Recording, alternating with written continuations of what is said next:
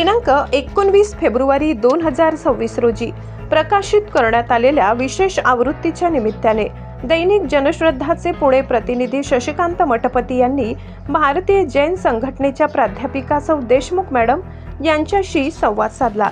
या आवृत्तीबाबत बोलताना देशमुख मॅडम म्हणाले की दैनिक जनश्रद्धा हे मागील बऱ्याच दिवसापासून शैक्षणिक आवृत्तीमध्ये प्रकाशित करण्याचे काम करत आहेत। शैक्षणिक दृष्टिकोनातून काम करण्यासाठी शालेय जीवनातील आणि शैक्षणिक दृष्टिकोनातून बातम्या या विशेष अंकाद्वारे प्रकाशित केल्या जातात।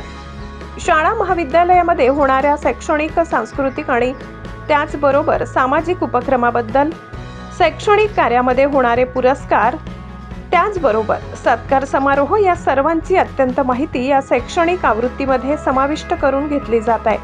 तरी सर्वांनी या शैक्षणिक आवृत्तीला भरभरून प्रतिसाद द्यावा, तसेच जनश्रद्धाच्या पुढील वाटचालीसाठी शुभेच्छा दिल्या आहेत। दैनिक जनश्रद्धामध्ये आपलं सर्वांचं स्वागत आहे। मी शशिकांत मठपती, व्यवस्थापक पत्रकार, पुणे शहर।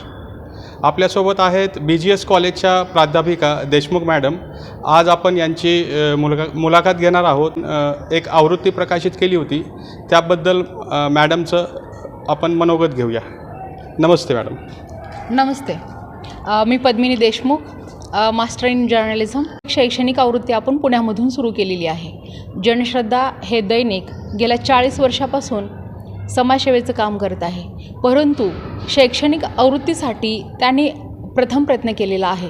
कारण शैक्षणिक आवृत्ती ही प्रत्येक दैनिकाचा भाग नसतो आणि तो दुर्लक्षित झालेला भाग असतो, त्यामुळे शैक्षणिक आवृत्ती काढण्याचं काम जनश्रद्धा करत आहे।